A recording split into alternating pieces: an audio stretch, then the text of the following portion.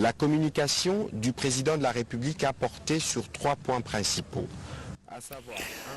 Ni ijambo ry'umukuru w'igihugu cya Repubulika Iharanira Demokarasi ya Kongo, Perezida Felix Antoine Tshisekedi Tshilombo, ryibanze rero ku ngingo eshatu z'ingenzi, ndetse rero ni ijambo avuze nyuma gato y'uko abarwanyi ba M23 basatiriye umujyi wa Goma.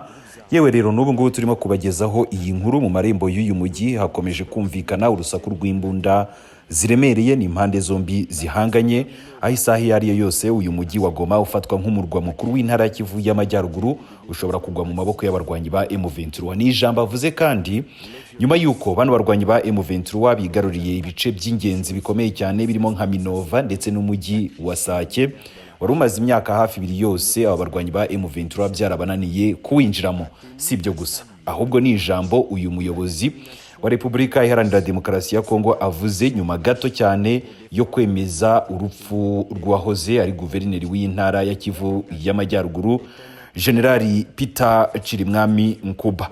Ibyo yavuzeho rero ni ibiki? Izo ngingo eshatu ni izihe? Iya mbere, hari icyerekezo cy'umutekano w'igihugu. Yabivuzeho iki? Perezida wa Repubulika Iharanira Demokarasi ya Kongo yagarutse ku bibazo by'umutekano w'igihugu bikomeje gutera impungenge cyane cyane mu burasirazuba bw'igihugu, aho ingabo z'igihugu cye zirimo kwifatanya n'abajenosideri ba FDLR, ingabo z'u Burundi, abacancuro b'abazungu, hari za SADC ndetse n'abandi benshi mu guhangana n'abarwanyi ba M23. Ndetse rero uyu Tshisekedi yongeye kwemeza ko ngabo barwanyi barimo kwifatanya n'igihugu cy'u Rwanda, iby'u Rwanda inshuro zose rwagiye ruhakana. Ariko kandi Perezida wa Repubulika Iharanira Demokarasi ya Kongo yavuze ko hari n'abandi benshi barimo gufasha abantu barwanyi ba M23 bakomeje ngo kugenda batera ubwoba igihugu cye. Kwaguka kw'ibikorwa by'ibyihebe, no kuvuga gufata ibice birimo Minova n'utundi duce twagize ingaruka mbi cyane zirimo ngo guhungabanya ubuzima bw'abaturage ba Repubulika Iharanira Demokarasi ya Kongo no guteza impunzi nyinshi cyane mu gihugu, ihohoterwa, ubujura ndetse n'ibitero bigamije guhungabanya abaturage ngo byazamuye ubukana bw'ibibazo by'umutekano mu karere ndetse no mu burasirazuba bw'igihugu cye.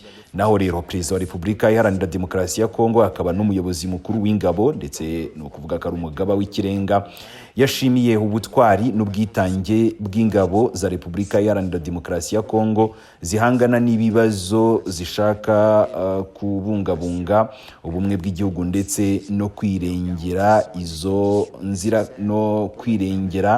nzirakarengane ngo zikabikora zishyira ubuzima bwazo mu kaga. Yagarukaga ku basirikare ba FARDC, abajenosideri ba FDLR ndetse nabo bose babafasha.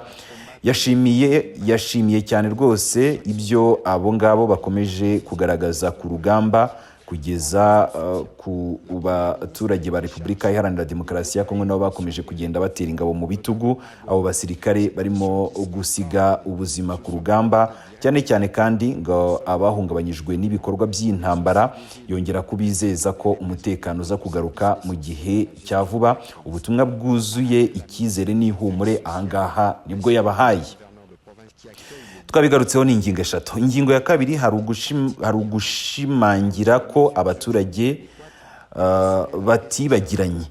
Perezida wa Repubulika Iharanira Demokarasi ya Kongo yagize ati ni ngombwa rwose guhora twibutsa abaturage bacu bafite ibibazo mu burasirazuba ko ububabare bwabo butibagiranye. Ibitambo bakomeje gutanga si by'ubusa, kandi rero ibikorwa by'ingabo zacu bigamije gusubiza umutekano no kongera kubaka icyizere cy'ahazaza h'amahoro. Hanyuma rero ingingo ya gatatu ari nayo ya nyuma, yavuze ko bagiye guhangana n'ibihuha by'itangazamakuru ry'ibinyoma ku mbuga nkoranyambaga.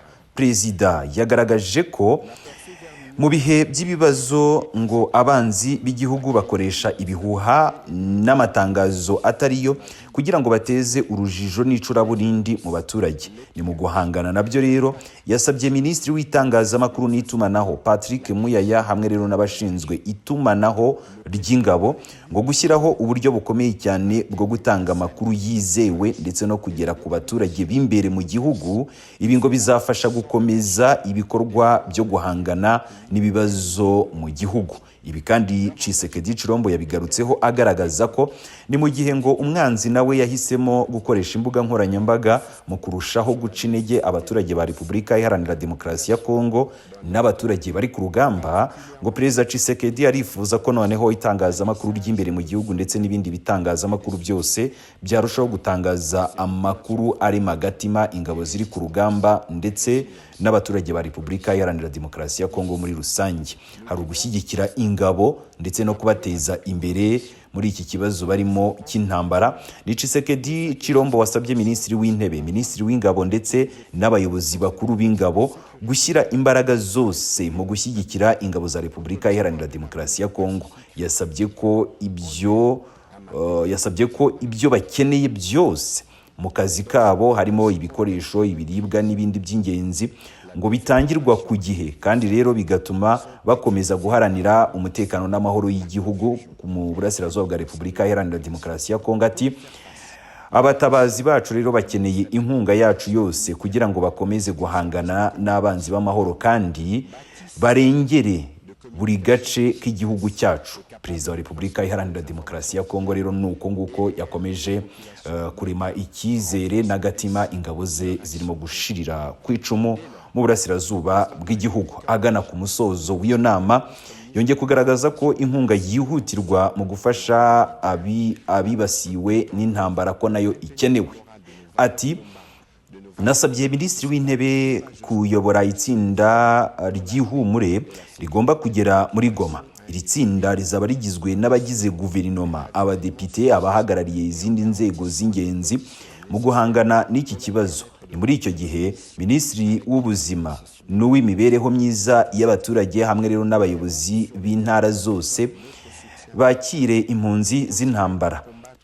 Hanyuma rero bahawe amabwiriza yo gufata ingamba zihutirwa kandi zikwiriye zo kwita ku mpunzi. Bazakora uko bashoboye kose kugira ngo imibereho myiza y'aba baturage izirikanwe kandi mu cyubahiro cyabo. Si ibyo gusa, ikibazo cyabo cy'ibanze kirimo umutekano, ubuzima, ibiribwa, amazi meza n'ibindi bikenewe vuba kandi neza bigomba kubageraho mu gihe cya vuba. Iyi rero ni inyandiko tubasomeye, irasobanura neza ubutumwa bwatanzwe mu buryo bwumvikana kandi busa neza n'uburyo bw'imvugo mu mbwirwaruhame ya Bwana Perezida Felix Antoine Tshisekedi Tshilombo. Nguko rero uko byifashe ngiryo ijambo yavuze nyuma y'ibibazo bikomeye cyane twagarutseho biri kumubaho mu burasirazuba bw'igihugu cye cyiza cya Repubulika Iharanira Demokarasi ya Kongo. Président de la République. Dans ces contextes de crise, la désinformation et les fausses alertes sont utilisées par l'ennemi pour s'aimer la confusion et la panique au sein de notre population. Pour y faire face, il est crucial que le ministre de la Communication et des Médias, ainsi que les services de communication de l'armée, bâtissent un réseau de communication efficace et capable de transmettre les informations fiables et réelles aux populations locales, renforçant ainsi leur action en cours. Dès lors, le président de la République a engagé le vice-premier ministre, ministre de la Défense nationale, ainsi que l'ensemble du commandement militaire, à mettre tout en œuvre pour maintenir le moral de nos vaillants combattants qui se battent courageusement sur le front pour la paix et la sécurité de notre nation à un niveau élevé, en assurant un ravitaillement suffisant et en garantissant les conditions nécessaires pour leur permettre de remplir leur mission avec détermination et efficacité. Nos héros sur les terrains ont besoin de notre soutien total pour continuer à combattre les forces du mal et protéger chaque centimètre de notre pays, a précisé le président de la République. En guise de soutien, la première ministre a été chargée de déployer une mission de réconfort, notamment à Goma. Cette mission, qui sera coordonnée sous son autorité directe, devra inclure non seulement les membres du gouvernement, mais aussi des élus, ainsi que des représentants d'autres services essentiels à la gestion de la crise. En parallèle, la ministre des Affaires sociales, ainsi que tous les gouverneurs de province qui accueillent les déplacés de guerre, ont été invités particulièrement à prendre des mesures urgentes et adéquates pour assurer la prise en charge des populations populations déplacées en veillant à ce que la dignité de ces citoyens soit préservée et que leurs besoins vitaux, notamment en matière de sécurité, de santé, de nourriture, d'eau potable et d'autres soient couverts de manière efficace et dans les plus brefs délais. Le deuxième point de la communication du